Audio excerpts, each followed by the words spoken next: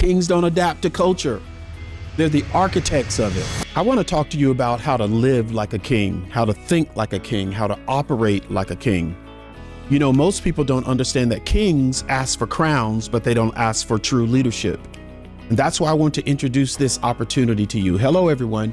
My name is Dr. Martin Williams. I love to help people discover, develop, and deploy themselves into the world that they choose and not lose their lives while they're doing it. So welcome to this powerful series, and I'm titling it, How to Live Like a King.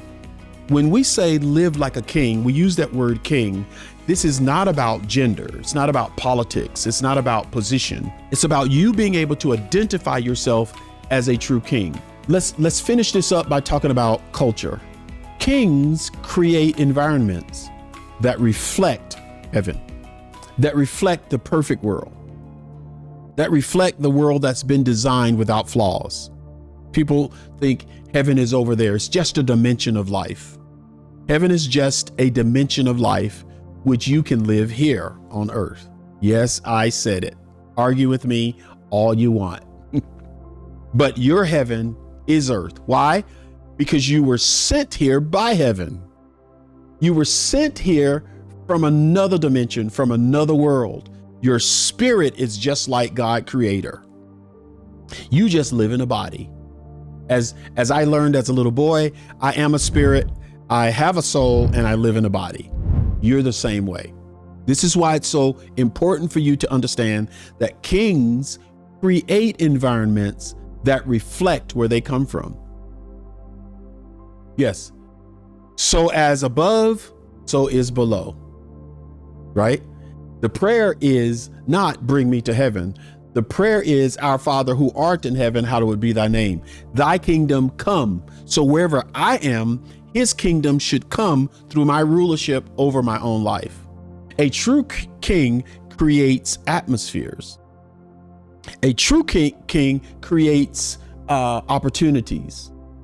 So culture is the invisible climate that governs behavior and expectation. When you start to create a culture, you're creating this space, this climate, this culture, this atmosphere that governs all of your behaviors and all of your expectations. All of my expectations are wrapped in this thing, period, point blank. So you can tell who's in charge by what is tolerated. Oh my God. You can tell who's in charge of their life by what they tolerate, by what they allow, by what they won't change. Are you willing to change some things in your life that you just can't tolerate anymore? I am done with that. I'm done with being late. I'm done with being out of shape. I'm done I'm done with not learning about myself. I am done with these relationships that cost me so much and they don't get me anywhere. I am done with my mental attitude. I'm done with being broke. I will not tolerate it anymore. Once you say that and make your determination about that, that's when everything changes in your life. I love the culture of Solomon that he created, because Solomon's culture was so excellent that the queen of an entirely different other country came to see him. And when she came to see him, I prayed this for myself, and I say this about Martin. She said, the half was never told. I am so excited when guests come to see me. They come to our house, they come to our church, they come see our businesses, they come see our school, our rental spaces, our property, and they say the half wasn't told. Somebody told me that you were doing this, but I didn't know it till I came to see it. I love that when it happens, because I'm a king over my territory. And I keep saying this, I can't be king over yours. That's your job. That's not anyone else's job but yours. Jesus also created a culture of miracles, honor, and empowerment. Even fishermen became apostles. He changed the category of leaders from tax collectors to disciples. from lawyers to discipling men. I'm not talking about religion. I'm not talking about going to church on Sunday morning. I'm not talking about Sunday school. I'm not talking about revivals. I'm not talking about conventions. I'm talking about the earth is full. Everybody on the planet, close to 9 billion people, everybody on the planet was born to be a king. Not religion, not religious, but just be a person that rules over their own lives. You don't give that away to a politician. You don't give that away to another king. You don't give that away to your boss. You don't even give that away to your spouse, your friends, your family.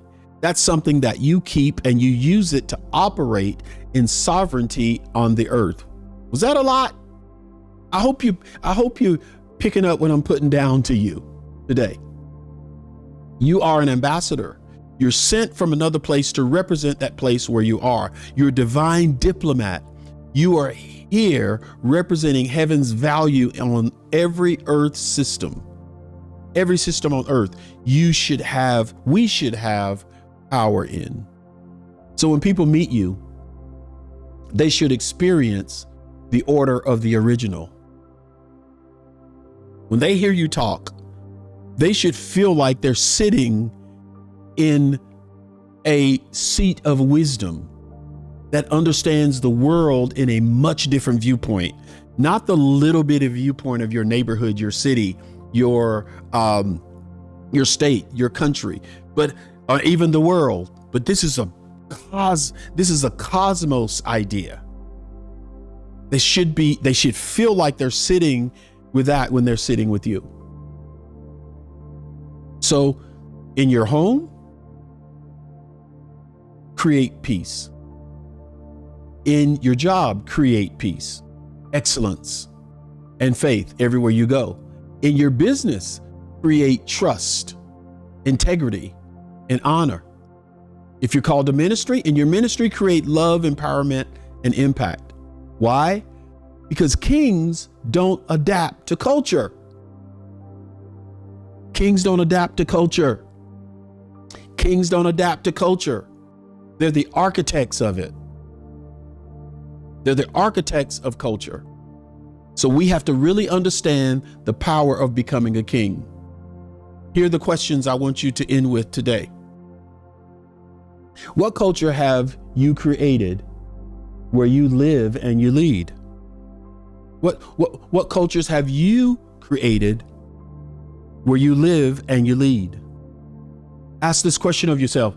Does my environment match the excellence of my identity? Everything around me tells me who I am because it's what I've built by intent or not.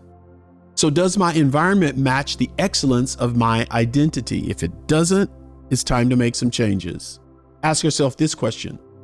What needs to change so that my world looks more like heaven?